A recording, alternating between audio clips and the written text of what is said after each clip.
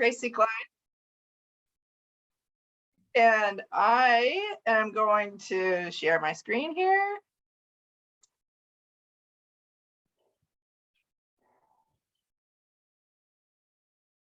Come on. And talk about midwinter bee care. So how many people, and I can't see the chat while I'm presenting, but please feel free to use the chat during this presentation and raise your hand. If you go down to the bottom of your screen, you can participate by raising your hand. And so we want to make sure and take advantage of all those methods of technology tonight. So raise your hand if you have looked inside your bee box since Christmas.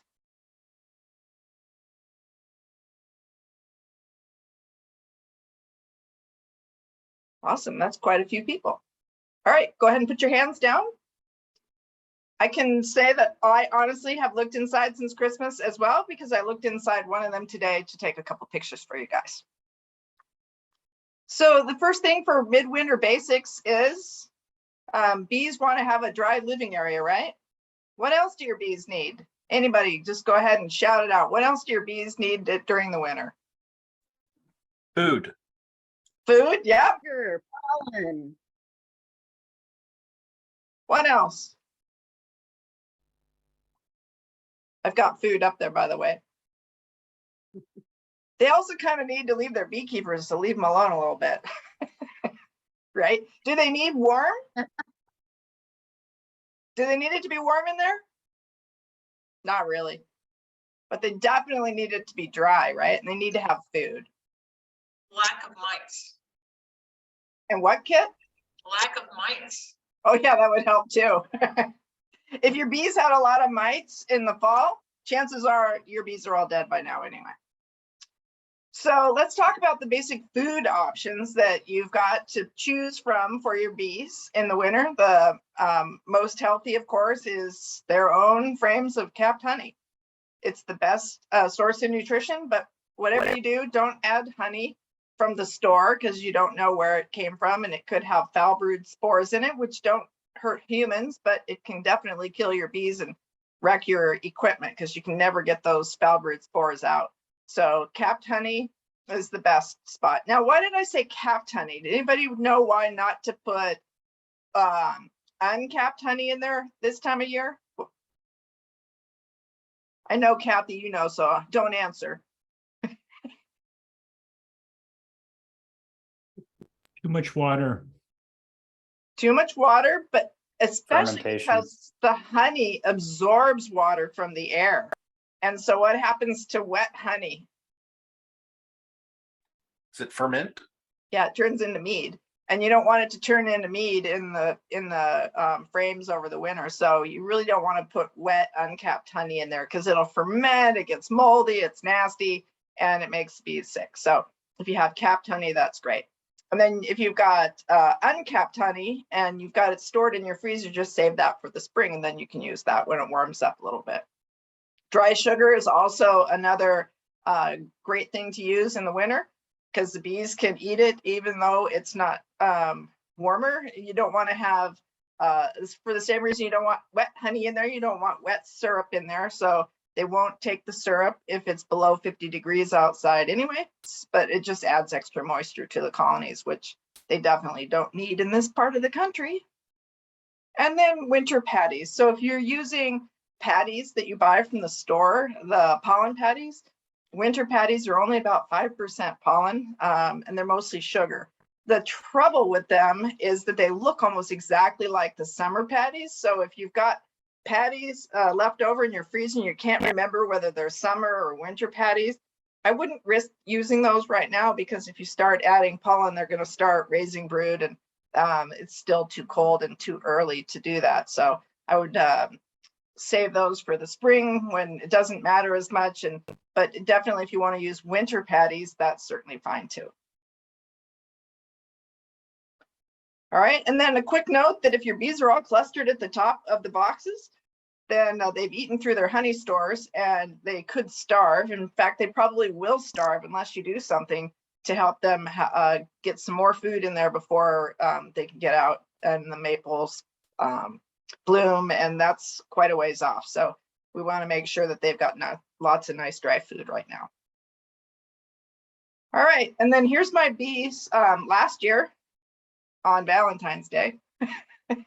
On the left-hand side there, notice that there's plenty of snow, and the snow is a great insulator, so I just leave it right on top.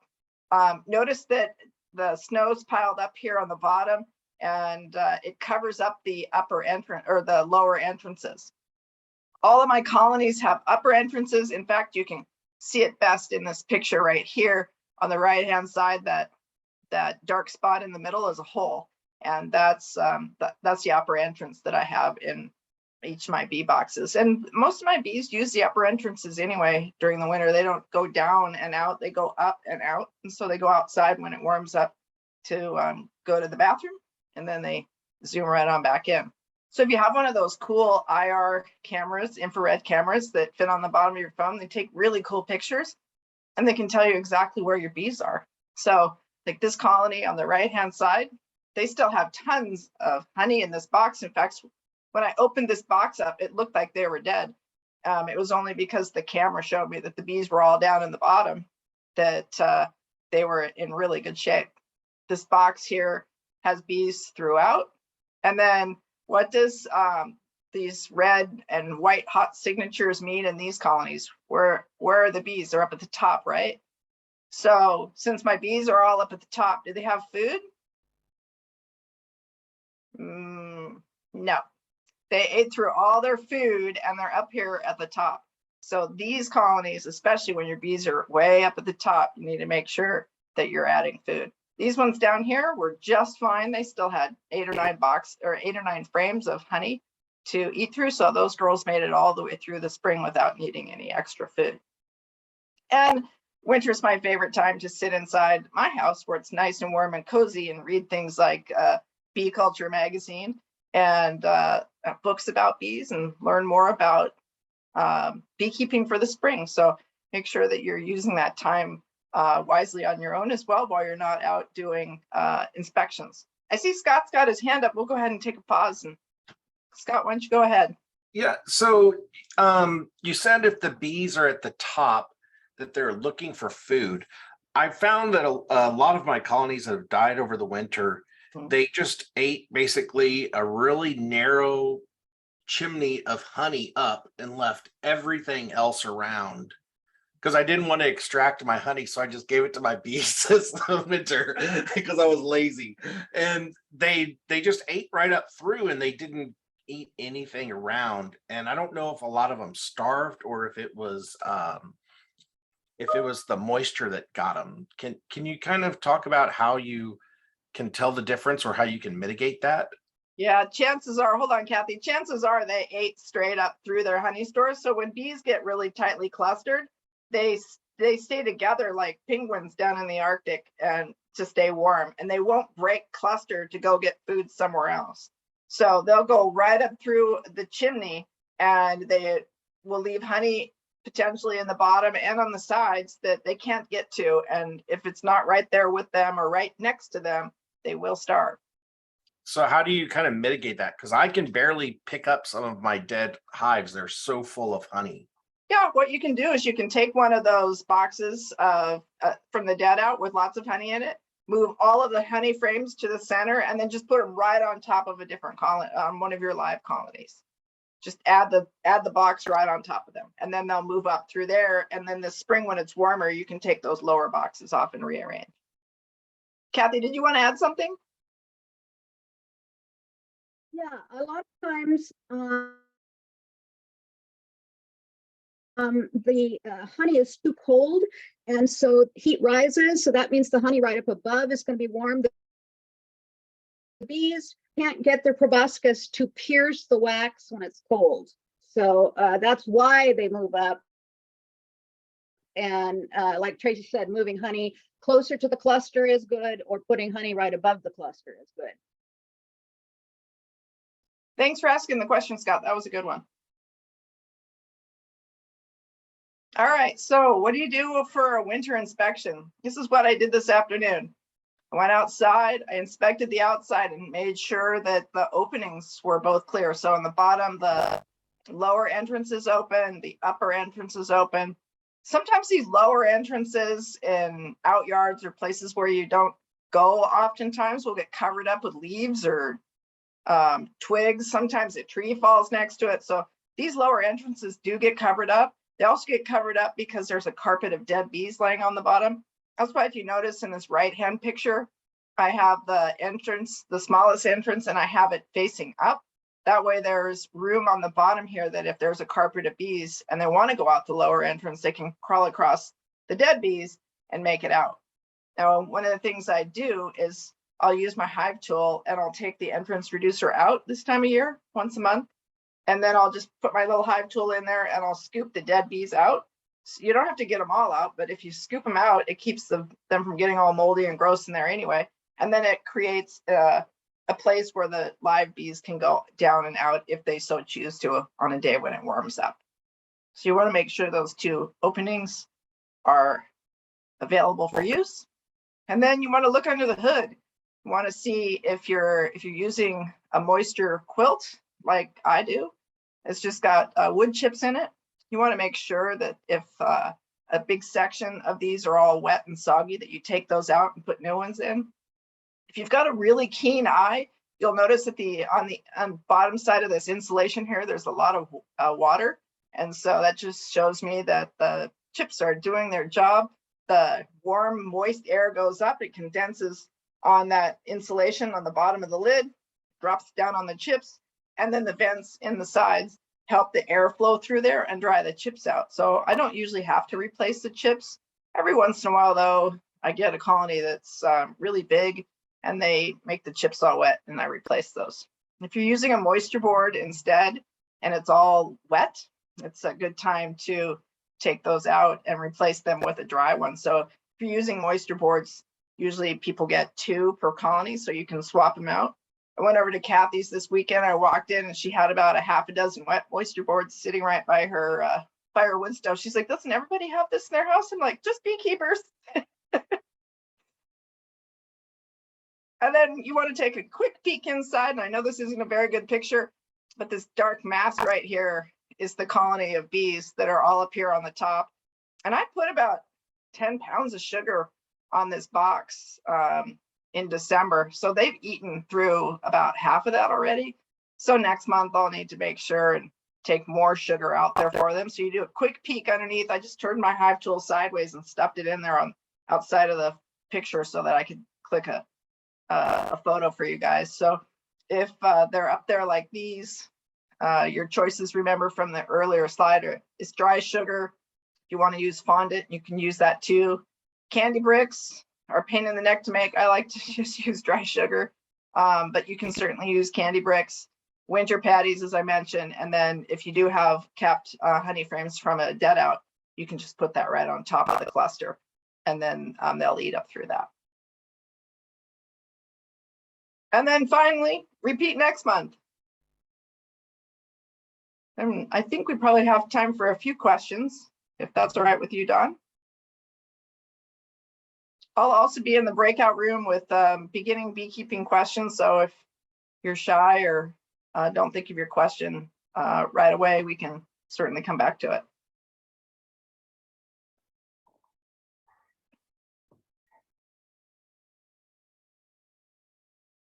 I have a question. Whoop, let me turn on my camera too. I don't know who asked the question, but it was about how the hive started out with plenty of honey, but the bees just ate a column right up to the top. And I understand why, because they stay warm and the heat travels. But what can one do to prevent that? If you start off late fall with giving them plenty of honey, and they're only eating a portion of it going up to the top of the hive and they're going to starve, what can you do? One of the things that I do in late October when it's warm is I'll go out and I'll rearrange all my honey so that I've only got a frame of honey in the bottom box in the 1 in 10 positions, or 1 in 8 if you're using 8 frame boxes. And then I'll move all the other honey up to the top. So if there's any brood, I move that to the bottom, and then I put the honey on the top. Don, you want to talk about what you do with the excluders? Because I tried that this year and it worked pretty good too. Oh, did it? Okay, good. I didn't get to try it this year. It's kind of more of an intermediate to advanced technique because you can do it wrong and kill your bees accidentally. But the challenge is getting the bees to put the honey in that top brood box because they'll put it up in the honey supers and leave the brood box empty down below. So there's two things I do in late fall. Just before the around the honey flow or a little bit after, I switch those boxes, which is something that people usually only do in the spring because a lot of times the queens move up and that bottom box is empty. And I always want to have the queens down in the bottom box and the bees down in the bottom box. And then you can put a queen excluder on top of that, which holds the queen in that bottom box. You don't want to do this in early spring because they'll swarm. They're building up so much they'll swarm. But after the buildup, you can do this. And then they see all those empty frames up in that upper box, and that's where they put the honey. Because if you let them have that empty box down below and let them put the honey in the honey super, then you're stuck keeping a honey super on your colony all winter in order to make sure they're fed. But you have to make sure to pull that the queen excluder out before winter because the queen won't be able to move up to where the honey is and they'll die. Yeah, so I tried it this summer. Don told me about it last winter. And so I tried it on some of my boxes this year where I ran 2 deeps. And the first part of August is when I did it because my bees, the queens lay so many eggs, and the first part of the summer, you can't do it. But in early August, I put the queen, I made sure the queen was in the bottom box. I put the queen excluder on, and then I stacked my boxes back up, and it worked like a charm. Oh, good. Cool. Yeah. Yeah. And then, then when I did my, I used Apogard in September. And when I did Apogard, I took the queen excluder back out. And by then they had pretty much filled those top boxes up with honey. And usually what they're filling the top box with that time of year is 2-to-1 syrup. Since most of our flows are done by then, we're just kind of pack them with sugar for the winter. Yeah. The other big honey flow that I get in the fall is knotweed, and also from everybody's dead outs around me. It's true. That's why I use Apogard in September, because they're going and robbing those colonies out that are dying, and they're bringing back all those mites too. So I like to have some preventive on there. Sam.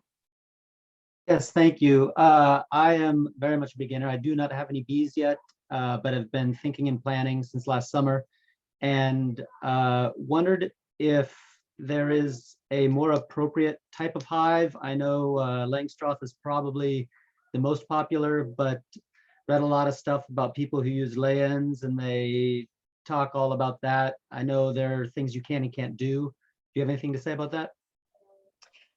My humble opinion, it's just one girl's opinion, is that if you're starting out in beekeeping, it's not a bad idea the first year to do 10 frame Langstroth colonies, because it's the most universally taught and read about, and it's easy to manipulate.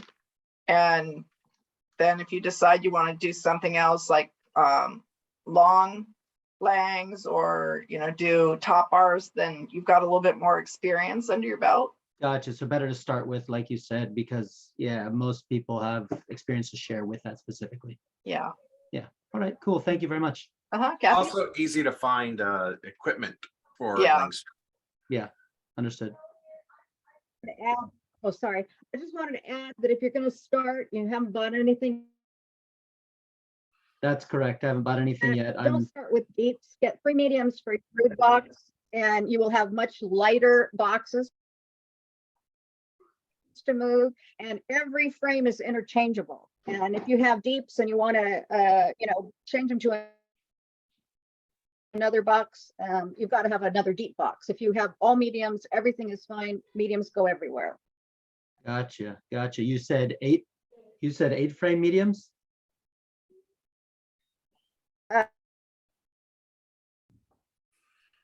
No, I use, well, I do mine a little differently. I use 10 frame mediums, and then I have what are called follower boards that are in positions 1 and 10.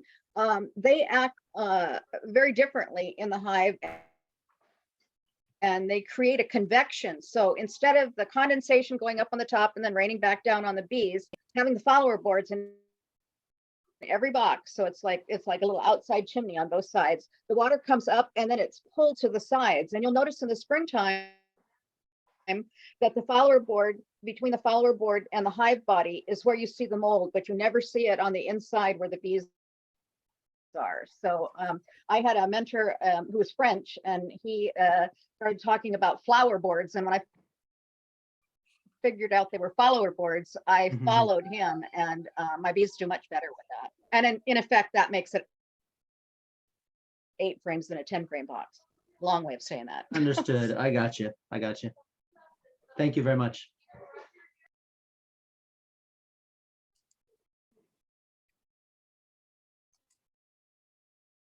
All right, Sam and Kathy, if you could put your hands back down, that would help for the next cue.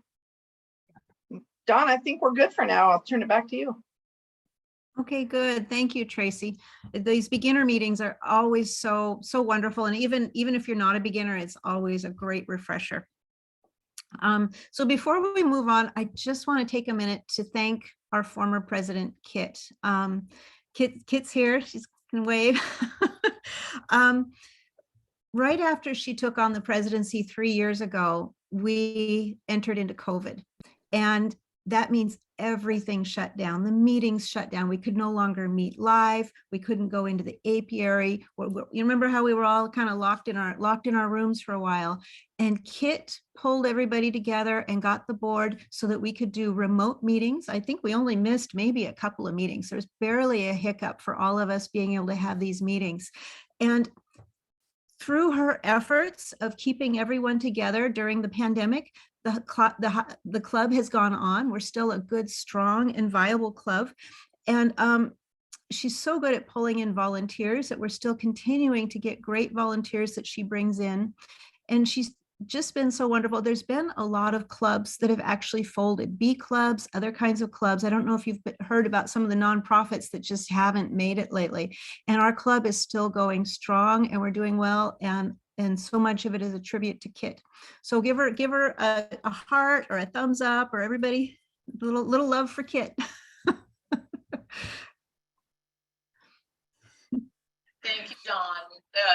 The club has such wonderful legacy. I just kind of harnessed it and kept it rolling, and I had a lot of support from the board, and yeah, and Zoom, Teams for a while, and now Zoom. Anyway, thanks everybody for keeping up with us. And so now we're going to go into some of the beginning club stuff. So make sure that your chat box is open. Actually, I'm going to, let's see, I'm going to paste these in here right now. I'm going to be talking about different types of links and stuff. So bear with me, my printer, I couldn't get my printer going. So I'm actually having to look at a screen here. And for my notes. So I am going to go into chat, and I am pasting in a whole bunch of links. So they're not live. Unfortunately, they don't go live in chat, but you can copy that link out and put it into your browser, or you can take and copy it out to a Word document and look at it later, because these are some good resources that we're going to be talking about. Do we have any vendors that are speaking? I'm just doing some intro stuff first, and then the vendors are going to sorry. speak. I thought you were going Oh, that's straight. okay. No, this is just some intro stuff. Dues are ready, dues are due. So if you want to pay your dues, that's on the website to rejoin this year. The link is there. Periodically through the year, we're going to ask for volunteers. Is Gerardo here? Did he make it to the meeting? Ah, dang. He was going to talk about Teach the Teacher, which is a program that he's really organized and trying to get restarted. So we'll have him talk next time. Be a part of your club. Be an active part of your club. These are all really nice people. You won't get overwhelmed. We won't give you more than you can do, and you'll learn a lot. So feel free to step up. Kit is our volunteer coordinator, and we will make sure to get you slotted into something that suits your talents and your interests. We're also going to help you be a better beekeeper through learning and mentoring. So one of these links in chat is the classes. So Tracy's teaching beginning beekeeping. I'm teaching beginning beekeeping, and Jeff is bringing back his top bar class, which we haven't had for a while. It was really popular. He's really experienced at teaching that class. So if you're interested in top bar, then sign up for it on the website. The link is in chat. We're going to have apiary work parties for the first time in a few years. We're reopening the apiary, which is one of the best ways to learn. You can actually go and see how someone lifts the frame and looks at it and learn at someone's elbow. We don't kind of all live out in the country with a grandpa as a mentor anymore. And it's really challenging to find mentors, especially when we work full time and we're busy. Showing up at the apiary is your best way to actually connect with people and learn hands-on. Also in the chat is neighborhood captains. If you have questions, your neighborhood captain is your local mentor. And you can send them a note, ask them questions. The reason they signed up to be a captain is because they like to answer questions. And then a few more things that we're going to be doing through the year that you'll be hearing more about is the seeds for bees. Bruce placed a fresh order for seeds, so we'll have some of those again. Also in the link is the registration for Washington State hives. We are required by law to register our hives with the state. Now, it's not as onerous as it is in other states. We don't have a hive inspector or anything like that. There's kind of really no downside to it. Oh, go ahead, Magali. Just signaling to you that I don't know if you think you've posted the links already, but they're not yet in the chat. They're not yet? So making sure that that was voluntary on your part. Oh, nope. Thank you. Oh, and they're live too. Sorry, I need people to keep up on me because that's not uncommon for me. So thank you, Magali. If you ever see me doing something like that, just tell me. So there we go. All of the live links are live. You can see the state hive registration there. The easiest thing might be just to grab this, copy it out, and put it in a Word document for later. So when you register your hives with the state, it gives a couple of benefits. They get to track how many beekeepers we have in the state, and it's a growing number. There's more and more beekeepers every year. And also back in 2019, some of the activists in Washington created a civil liability protection. That means your neighbor is less likely to be able to successfully sue you if they get stung by your bees or anything else. And you actually automatically get that civil liability protection when you register your hives with the state. So I really, really recommend that you do. The other thing that we have is the swarm list. If you want to capture swarms and get on the list, you have to have a little bit of experience, but that's an application where if we see a swarm and you're on the list, then if we can, we'll give you a call. If you sign up for the swarm list, you have to remember that 90% of it is public education and 10% of it is actually honeybees. Because everybody thinks they have a swarm and it's a bunch of bumblebees in a bush. And so you kind of have to help them understand the difference between honeybees and wasps and bumblebees. And it's really nice. You get to talk to people, but that is part of getting swarm phone calls. And then the last thing on here is a petition for the Washington State beekeepers to have a license plate. We can actually get a Washington vanity plate that has bees on it, and it's so exciting. They need, I think, 3,500 signatures. The challenge is that we don't go around with pieces of paper as much anymore since we've got kind of these hybrid meetings, but there's an address on there. If you sign your name and put it in an envelope and send it to them, then it really increases our chances of getting a license plate. It does say, I commit to buying one. It doesn't mean you're actually going to buy one. It just means you want one. They're not going to hold you to it and make you buy one, but it would be very fun to have. Okay, now before we move on to the package vendors, does anybody have any questions about our general club business? No? Okay. Oh, I don't think we sequenced our club vendors, did we? Who's up first? We know that I see Peter there. Peter, do you want to do your spiel? Yeah, I can go first.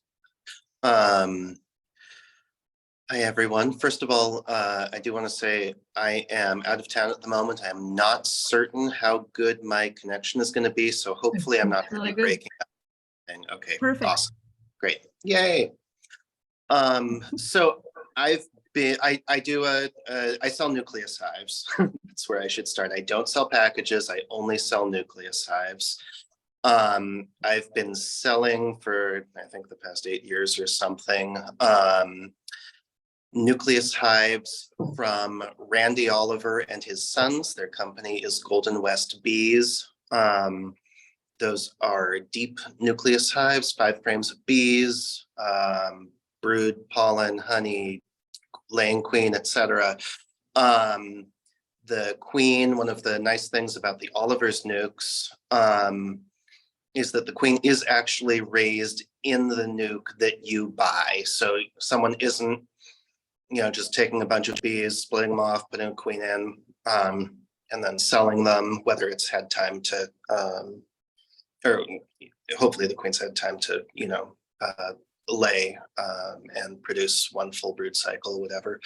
But in the case of the Oliver's nukes, that is actually those bees' queen. She was raised in that nuke by those bees. She's had a full brood cycle, at least to prove herself. She is their queen and has been fully vetted. The Olivers, also the nukes, do get an oxalic acid dribble during the brood break between when the previous queens, or when the brood, the previous capped brood hatches out, and when the new queen's new brood starts to get capped. So they do get an oxalic acid dribble during that period. So you end up with pretty darn low mite counts to start with. Always good for the beginning. The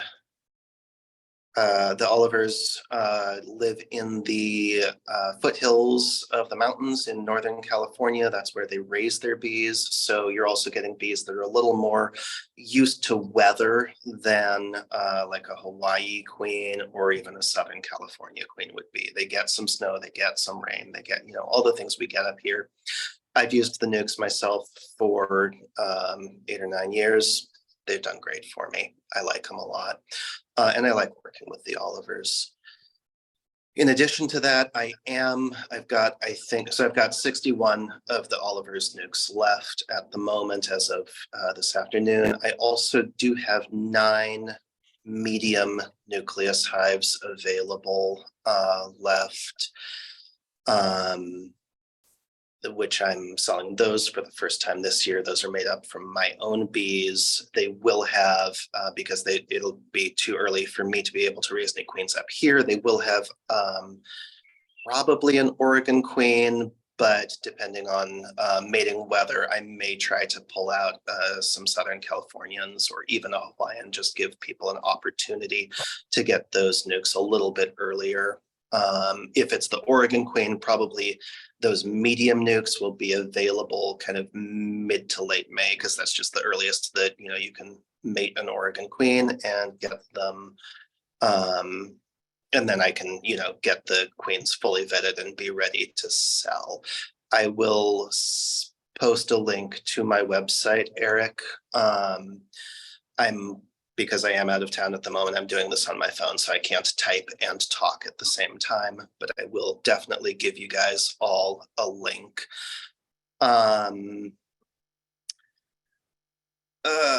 Oliver's nukes, I did have to raise prices this year.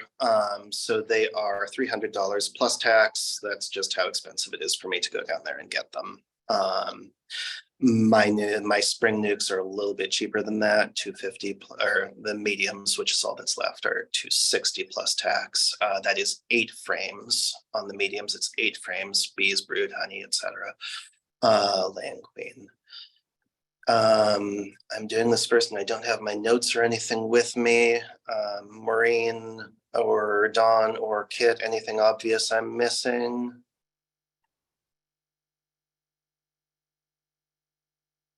No, I think that sounds great. Okay. We really appreciate this year that our vendors are coming in and not just saying, hey, I've got bees for sale, but actually like Peter just did, educating us a little bit on bees. It's really, they are so knowledgeable on bees. And so to actually have them come in and talk about nukes and packages is really a treat. Thank you, Peter. Thank you, Dawn. I actually did think of just one more thing. Frequent question. People regularly ask me what race the Oliver's bees are. The Olivers are a fairly small operation. They do not select for race. So you will, the color of the queen could be pretty much anything. I find that most of them behave more like Italians than anything else. But once again, they're not selecting for race. They're selecting for gentleness, mite resistance. They've been very, very heavily selecting for mite resistance the last few years. That does not mean that the bees are mite proof. Please do not take that as saying the bees are mite proof. They have been selecting for mite resistance. Gentleness, mite resistance, productivity. I think I'm missing one. I don't have my notes in front of me because I'm out of town. But anyway, they don't select for race. Most of them will behave Italian-esque, but they could look, they could be light, they could be dark, they could be anywhere in between. Thank you so much, everyone. What does behaving like an Italian mean? Italian queens or Italian bees generally are going to have large clusters that stay roughly the same size throughout the year. So when they go through the winter, they're going to, however much space they're filling, they're going to more or less continue filling that space throughout the winter or throughout the year. They don't really expand and contract the cluster as much as a more northern race would, such as Carniolans or I think Caucasians. I don't have experience with Caucasians myself, but Carniolans are much more known for shrinking their cluster in the winter so that they consume less food, which is a good thing. But then also in the spring, they are known for going through explosive growth, which can cause you to fall behind on adding space and swarm control very easily. So they have a little bit more of a reputation for being swarmy, but that's mostly just because the beekeeper falls behind because they get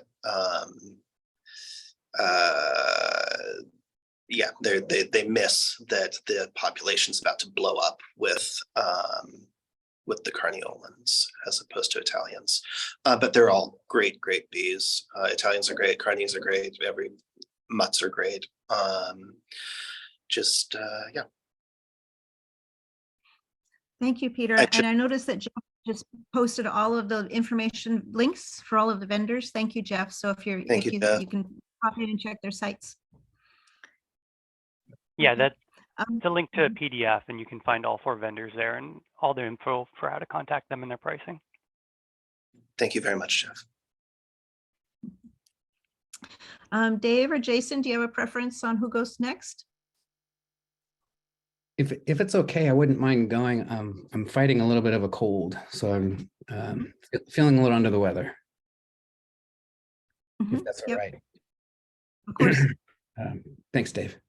I'm going to try to share my screen real quickly here for a slide deck that I have put together, and I hope that you can see it. Can you see this? Yes. Okay. Thanks, Peter. I'm Jason from Woodland Bee Company. I'm based out of the Ballard neighborhood of Seattle. And I've been doing bees here in Seattle since 2009. I first started working with Ballard Bee Company on and off. And then when he left town, I purchased his business and started Woodland Bee Company. And I have colonies all over Seattle and Snohomish, Backyard, Google, and then some farms. Here on the left is a picture of me looking really confused for some reason at this frame that's at the Columbia Center. And then on the right is where I'm installing some bees at Google, which is in Fremont. I sell packages and nukes. So I wanted to talk just briefly about my packages.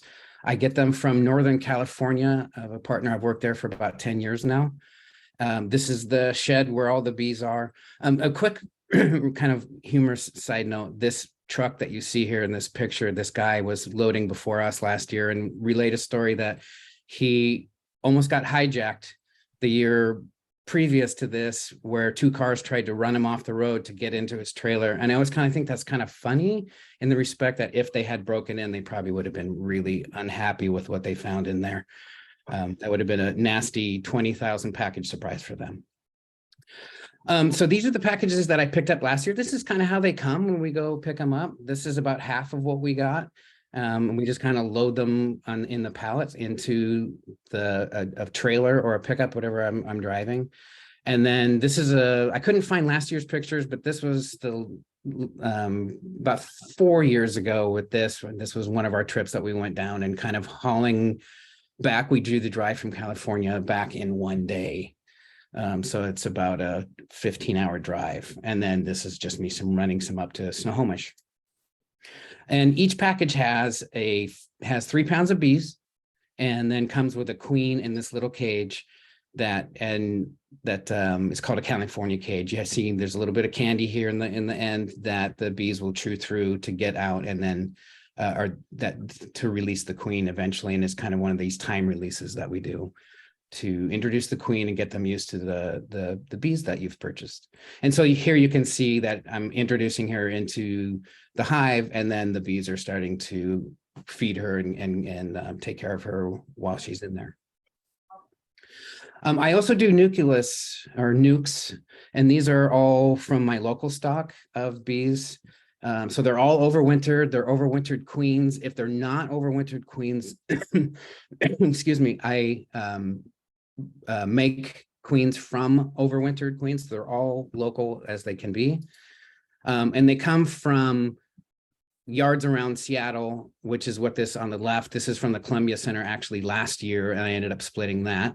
And then I have a bunch of hives and in Snohomish, and a lot of my bees come from there as well for my nucleus packages. And then I just thought this was an interesting picture because you can see the little queen in the middle here doing her thing. And this is one of the local queens that I sold in a nuke last year.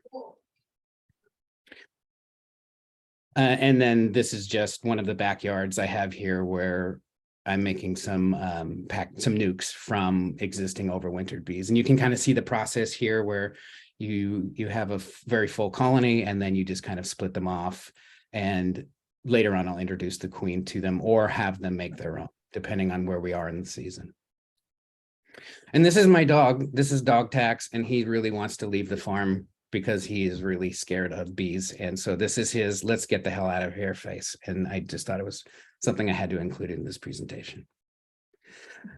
Pricing and availability. I'm offering this year a special pricing for PSBA members, and this is the code. You don't have to write this down. You can email me or get it at some other point, but this is the code that you would use on the website if you're buying one package. If you're buying more than one, then please email me and I can get you a discount for that. It doesn't work for more than one for some reason. My prices are $157.50. That's after taxes for the package, and then the nukes are $182. I'm almost sold out of nukes already this year. So if that is something you're interested in, please let me know. And I'm accepting standard formats of payment this year. And we're looking at a Saturday, April 15th availability. And then this is just some quick contact information, but it's also available on the website for the PSBA. So you can get it there as well if you don't want to have time to write this down. That's all I have. Thank you. Wonderful. Thank you, Jason. Does anyone have questions for Jason? No? Okay. Dave, you're up. Oh, sorry, I have a quick sorry, question. go ahead, Sam. Yes, again, I'm brand new. The difference between buying a package or buying a nuke, can someone just cover that very briefly? Yeah, that's a great question. And I should have mentioned that.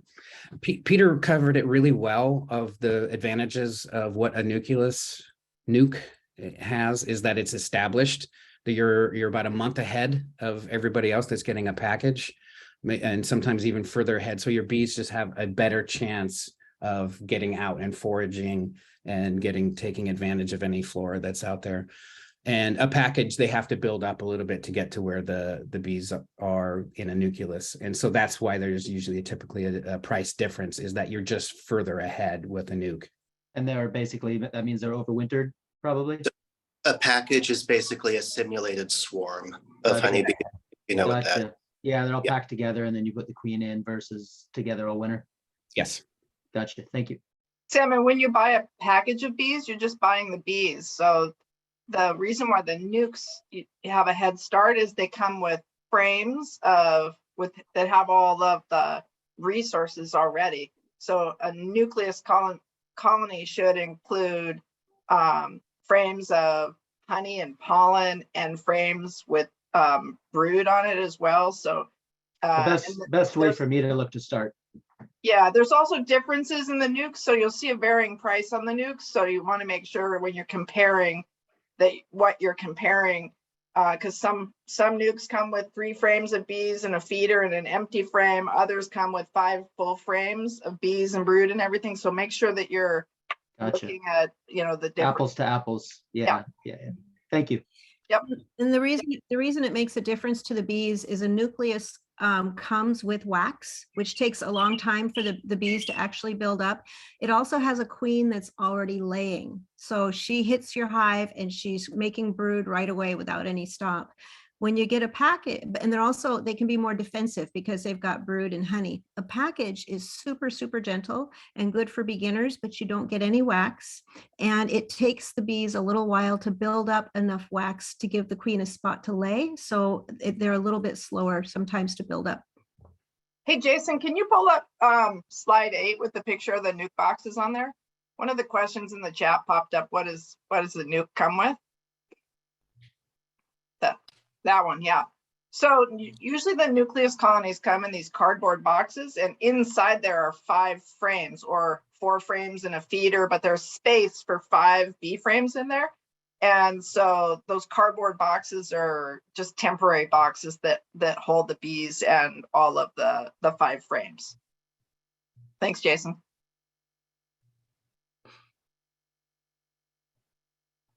Okay, great. Thank you, Jason. Okay, Dave. Okay, I'm going to share a screen as well. So I'm Dave. My company is Elite Honey and Bee. The website is there, elitehoneyandbee.com, all spelled out. And what I'm selling this year, same as last year, are packages, nukes, and mated queens as well. First thing I want to talk about is our warranty, because the queen is really the center of everything, regardless of whether you're buying a package or a nuke or just an individual queen. So we do have a good warranty on our queens. If the queen is not performing, certainly in the short term, we will replace that queen. I'll talk a little bit about each product. Packages, you have a choice of 3 races: Caucasians, New World Carniolans, Italians, all come with a mated queen. You can see our delivery dates. We have 2 in Bellevue, April 16th and April 30th, both Sundays. We pick up our bees on Saturday and distribute on Sunday. I gave my price including tax. So my price for a package is $198, and you can knock $4 off of that if you return the package box to me. We sell deep nukes. Peter made the distinction between a medium nuke or a deep nuke. So these are nukes that have 5 deep frames. Again, the 3 choices of races. Price, including tax, $295.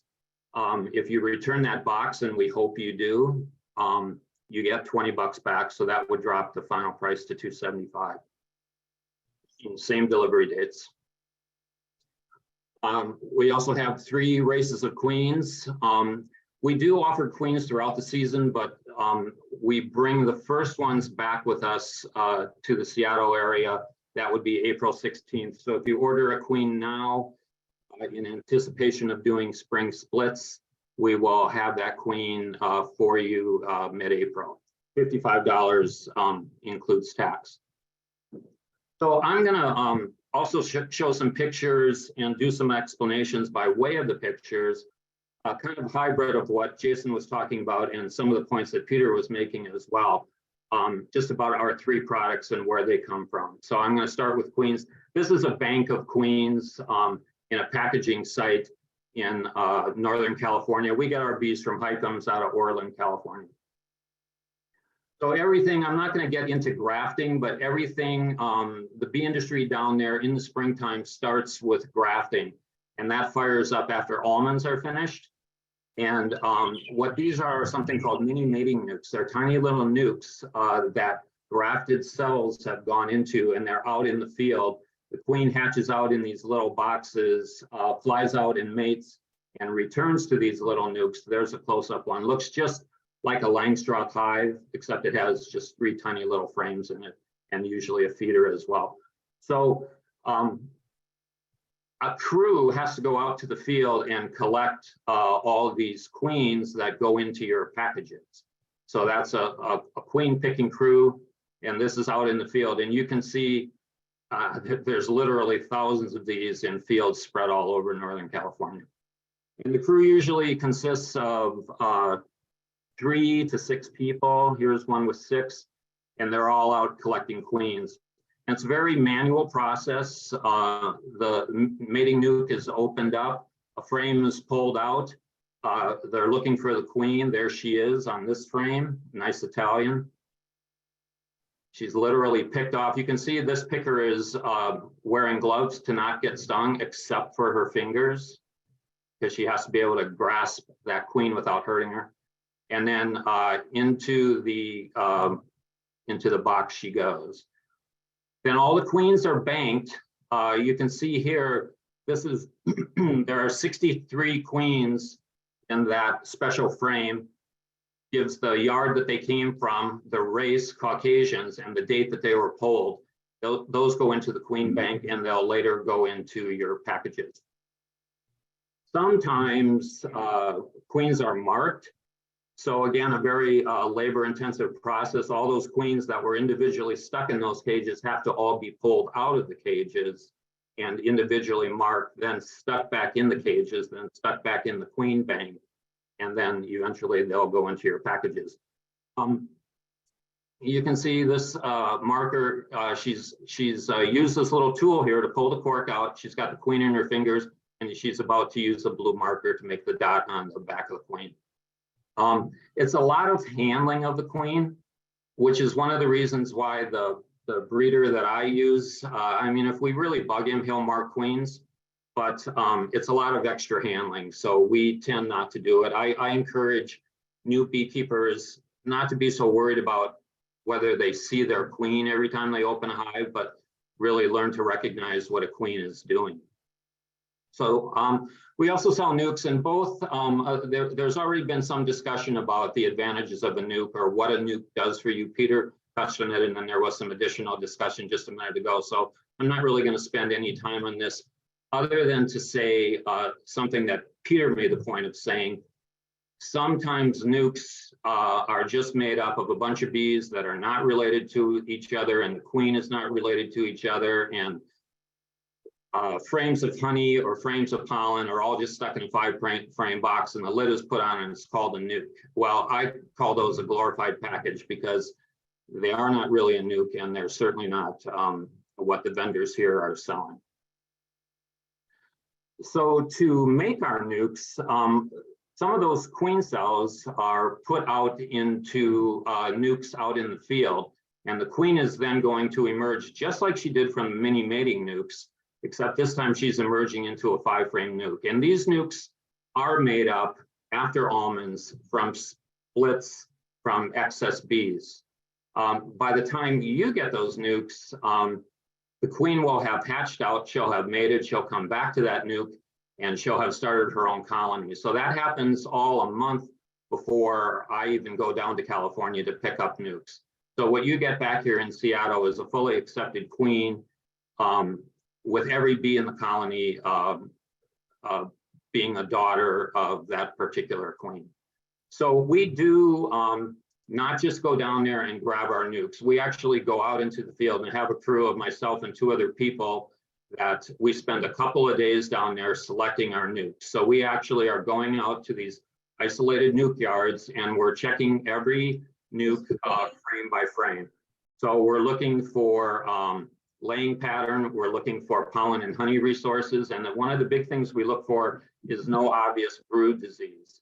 So if we see something we don't like, we definitely are not taking that nuke.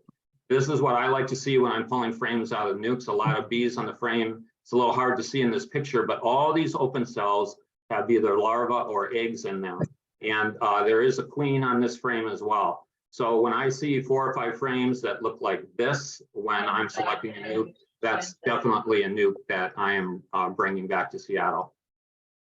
So if the nukes pass our tests, we bring our own boxes down and we transfer frames from our breeder's nuke boxes. We just leave them in the field for him to use over again, and we transfer all the frames into our nuke boxes and we load them up. Now we're doing all that work during the day, so there's a lot of bees flying. So we need to go back at night or early in the morning, essentially when it's dark, to make sure all those bees are in the nukes. So we use red headlamps because bees will fly to light, but they don't fly to a red colored light because of the spectrum that their eyes can pick up on. So we close up all of our nukes in the dark, and then we either load them up at night or we load them up very early in the morning. And the picture on the right is one of our trailers full of nukes and some packages as well. Okay, just a little bit about packages, because until I saw it about a decade ago and pretty much every year since, I would see the final product when it came to Seattle, but now I see the process and what it takes. So it starts, the package process starts very early in the morning, and that's because by midday it is very hot out there, and these people that are packaging up bees are working fully suited up, and you'll see why, because there's a lot of bees, so they get hot. So everything gets going early in the morning, the trucks are loaded up, and we go out to isolated apiaries to start loading up packages. First thing that happens is the hives are open and visually inspected. That's a very quick process. And queen excluders are put on all the hives. And then that person carrying those 4 medium boxes, those are actually specially empty, but specially modified boxes that go on top of the queen excluders. And they have, the idea is to drive the bees up into those boxes. So they have bars running in there. It looks kind of like a slatted rack, because when the bees are driven up, they need something to cling to. If it was just an empty box, it wouldn't hold bees. So the idea is to move the bees up. So that's done with fume boards, which is what this is, and smoke. And the bees are driven up from the 2 deeps on the bottom to this box up here. And you can see the queen excluder right here.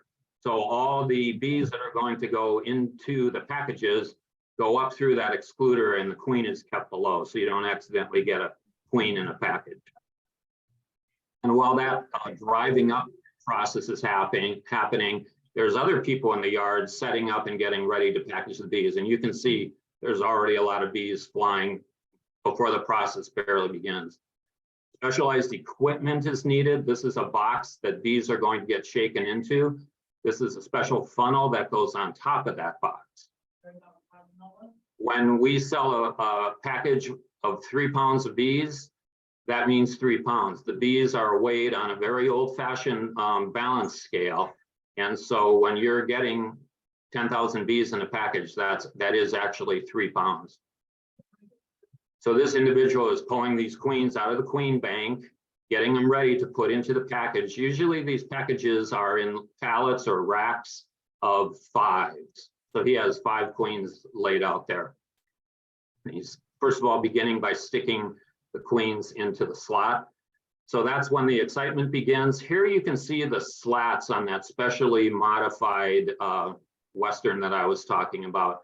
So this person slams these down and the bees are shaken into this metal cage on the bottom, and then he removes the funnel. He does that several times, probably five times, probably 5 medium are shaken into this cage. So there's a lot of confusion, a lot of bees.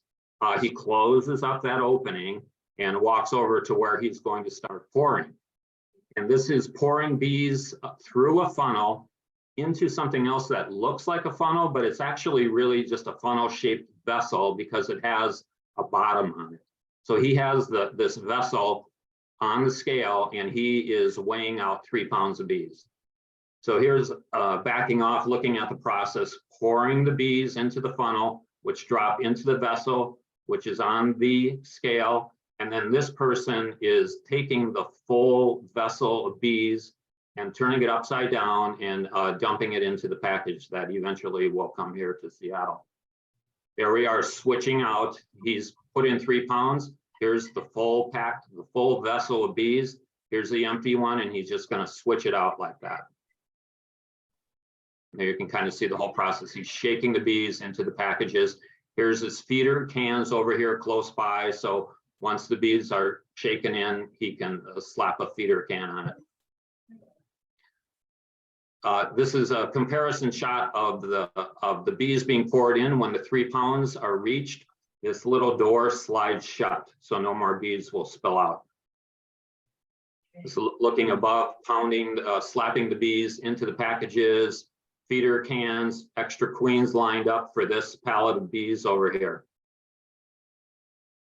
And this is done over and over again in this yard until that yard is used up. So stacking up with the bees, when everything is ready to go, they are loaded onto a truck. Sometimes they're loaded with a forklift, sometimes they're loaded by hand. And they are driven back to a warehouse, which is cool and ventilated, and they sit in that warehouse overnight. And I've gone to different vendors in California, and it's all the same. The nuances are slightly different in what the warehouse looks like, but the idea behind it is all the same. So then we do our drive, just like Jason does, back to California, or back from California to Washington in a single day. So it's a long drive, it's 12 plus hours. So we start early in the morning. There's usually a crew that does the loading. We load our own nukes, but we don't really load our own packages. That's all with someone else. And again, this is actually the vendor that Jason uses, who I used to use. I use a different one now, but the process is exactly the same. And this is what a secured load looks like. We use lath to hold it in place because we don't want this load shifting as we bounce our way back to the northwest. Just a couple of different methods of transporting bees. This, of course, is a commercial method. This is how all the hives for pollination get down to California. Probably 400 some hives on this semi. But package bees and nuke bees also require transportation. This is large scale package transportation. This is a full semi truck that will be filled up with packages. I have no idea how many that is. It's a lot. But this has fan ventilation in it. Things are moved around with a pallet rack. I believe some of these rigs also have misters. The idea with transporting bees is you don't want to overheat them and you don't want to freeze them. And when we come back from California, both things are possible. So here's loading up that large scale semi. They just use a forklift. This is small scale transport. This is a guy who is, a pretty basic setup, taking packages from Northern California back to Whidbey Island. This is kind of medium scale. Jason showed a similar trailer, holds a lot of packages. This one, you can see there's no external ventilation holes. So that one has to have some sort of internal cooling or airflow in order to keep those bees alive and at a proper temperature. My methods through the years have varied, but it's generally the same: a pickup truck and some sort of modified trailer. I graduated to horse trailers in the past few years because they're bigger. They're really good because they have open ventilation because they already carry livestock, but they're heavy and a little unwieldy. So this is the current setup that we're using. So it's a trailer that we've also built out plus a pickup truck. It's a little hard to see from this picture, but that is pegboard. So that is our sheets of pegboard that have tiny little holes in them. So it's not a whole bunch of wind gusting in to chill the bees, but there's enough of an airflow in there that warm air is blown out. And then we get back to Seattle pretty much in the dark. We store them inside in a cooled garage overnight, and then we distribute first thing in the morning.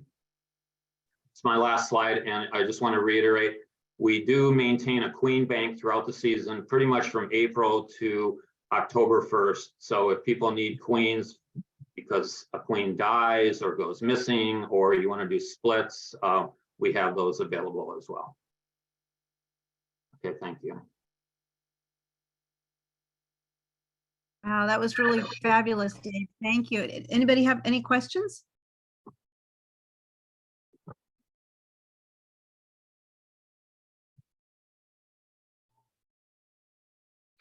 I have a question. You had the mating nukes out in the yard, and then you had a whole bunch of hives back behind it. Why do you have hives in a yard with mating nukes? That was, I think you're referring to the picture that were 5-frame nukes out in the yard. Mm-hmm. Yeah. Yes. It's not common. And that actually was a picture from Eastern Washington at WSU. So that has to do with their breeding program out there. But you're absolutely right. In California, I don't see that. It's really not the case. And is that, I'm wondering if that's where the drones, is that, it would, I know the drones are way off in another place, but are those drones for a different yard maybe? That could have been, that's possible that was the intent of WSU. I frankly don't know. But you do bring up kind of a supplemental question. You know, we sell races of bees.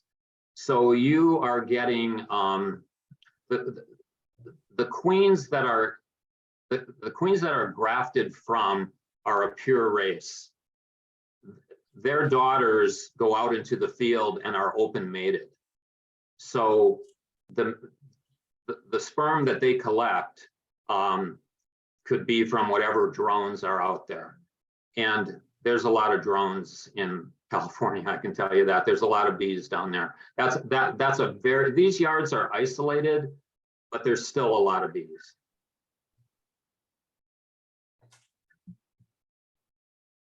Yep.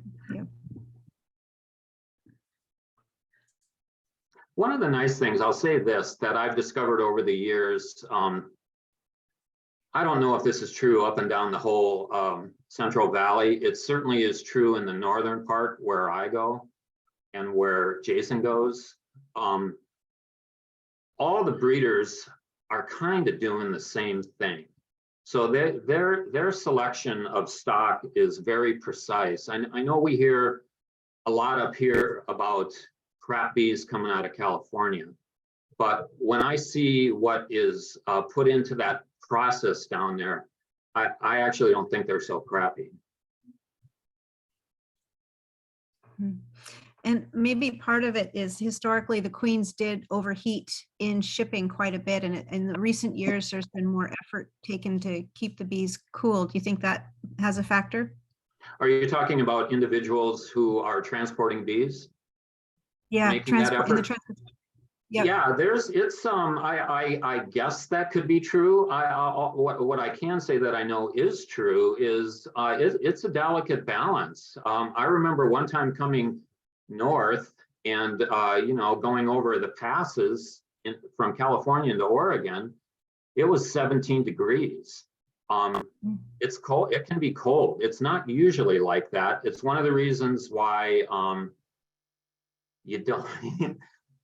Everybody likes their bees as quickly as they can get them up here, but sometimes it's not so smart to bring them up on the 1st of April. You know, it's all really kind of weather dependent, and certainly breeding in California is weather dependent. It's why sometimes we need to push back our delivery dates because we don't want to bring back an inferior product just because mating weather has not been good in California. And how is the season going this year with all the rains? Well, it's as Russ Highcomb said the other day when I was talking to him, California is messed up right now. It is. They've had, so everything is wet. I suspect that even dropping bees in for pollination, which is the reason they're all down there, I think that's going to be a little behind because I know I've seen the pictures, there's standing waters in the fields right now. But it's been dry for a week, and I don't think the atmospheric rainstorms are predicted for a little while, so things could dry out. The good thing about all this rain is overall it's going to make for healthier bees because it's going to create forage. There's going to be less feeding involved. Overall, it's really a great thing for California.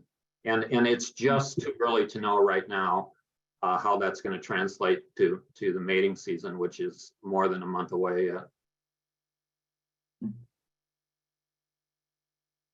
Wow, really interesting. Thank you, Dave. Any last questions? No, this is such a treat, and I want to thank Maureen for getting you guys all together. These were really fantastic presentations, kind of the best I've ever seen in the club. So I really appreciate all of the information that you're sharing with everyone. Dawn, if I can. So, I yes, realized, please go ahead. I just realized I forgot to say where my pickups are. So pickups from me are in Shoreline at my house, so North Seattle. Super local. Yeah, wonderful, wonderful. Okay, so now we're going to move on to the next section of our meeting. And so we don't have a speaker this month. We will have one next month, although I feel like we just had 3 speakers. That was really good. So what we're going to do today is we're going to do some breakout rooms where you actually get to go in and talk to some of our most experienced beekeepers and ask questions. And people usually really like these sessions because it gives you a chance to ask questions one-on-one instead of me just like talking one way at you. You can get a dialogue, and you can also hear the questions that other people are asking, which might trigger thought processes in you. So the breakout rooms are really fun. So we're going to have 2 main breakout rooms. We're going to have new and first-year beekeepers with all of those questions, and Tracy will be in that room. Yes, thank you, Kathy. I will do that before we break out. We have one more thing to do. And then we'll have another one for existing beekeepers. The main topic would be if you got your hive through the winter and you're wanting to make sure they make it all the way through to the spring, what are some of these things that you should be doing in late winter and early spring to care for your hives? Although oftentimes these conversations migrate, so feel free to ask other questions. Magali? I've actually added rooms, just so you know, and you can feel free to vote yes or no. I sort of improvised based on what was said in the meeting. I added a room for understanding PSBA and volunteering, if somebody is willing to take that room. And then I actually created at this point, so feel free to tell me yay or nay, a breakout room for each of our vendors that talked today in case there's questions for you guys. But let me know if it's yay or nay. I'm happy to, move the breakout rooms, regroup them, whatever you guys want. I can manage the volunteer room if people want to visit that for a short while, as long as there's interest. Wonderful. Great. Thank you, Magali. That's fabulous. Oh, did I hear? Gerardo is here also. Oh, he Yep. is. So that's what I'm going into next. So Gerardo, so what we're going to try and do is do each meeting each month. We're going to try and do what we talked about with the volunteer high five. And remember, I mentioned that Gerardo is doing some really good organized work on Teach the Teacher, where we can go out into the public schools and help kids learn about pollinators. So I'm going to let Gerardo talk about some of the things he's doing and some of the help he could use with volunteers. If Gerardo's there. Oh, good. Yes, I'm here. Thank you, Dawn.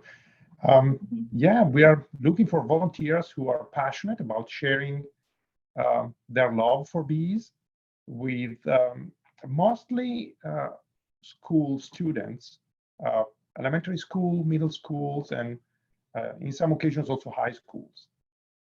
We have other engagements with local communities that are like senior centers.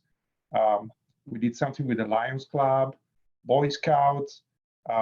So we would like to have a set of people passionate about teaching in schools and going out in the community, and just either create opportunities. I, for example, just visit my local elementary school every year, or respond to requests that the Puget Sound Beekeepers Association receives. And this could be everywhere, usually is in King County. So if we have a pool of teachers ready to go, I usually send out a request and people just participate as they're available. There is a bit of upfront training, is usually 1 hour discussion on how to represent a nonprofit organization in this context, but is mostly fun to engage with people. You don't need to be a super expert beekeeper. You will not be teaching to beekeepers. You will teach about bees, sharing your personal experience, your love for bees, how you help them, and ideally bring live bees in the classroom. The Puget Sound Beekeepers Association has observation hives that you can borrow, and so you just put a couple of frames with your bees, take them to the school, and success is guaranteed. If you're interested, please reach out to me or Dawn, and we can sign you up. Any questions? Gerardo, would you put your contact information in the chat so people can reach out to you? Sure.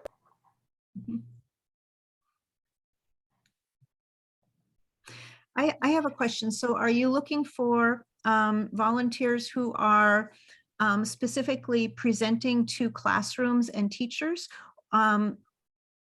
Or are you looking for people who are kind of on call? So when you get a call, then you can send folks out to help with that need. There are two scenarios. You can create your own opportunities. If you have connections, if you are part of the parents teachers associations of your local school, you can offer. Or, and the two things are not exclusive, you can do both. You can stay tuned, and when a request arrives from me, if it's in your area and you're available, you just say, yep, I'll pick this up. And then you just show up at the right time, in the right place, and spend time with whoever asked for a presentation about bees.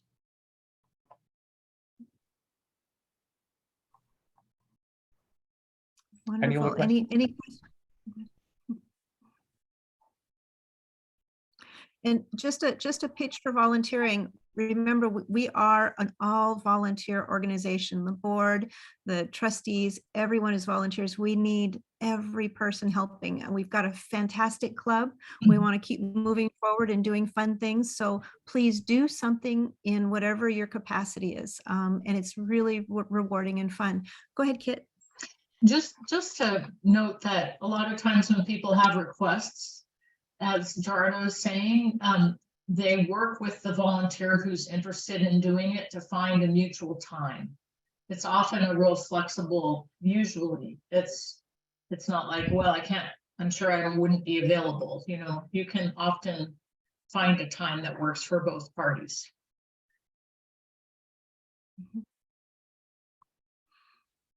Yep. Wonderful. I have wonderful. A quick question, Kit. Oh, Do you manage just through online, or what's the best way to get set up with the volunteering part of it?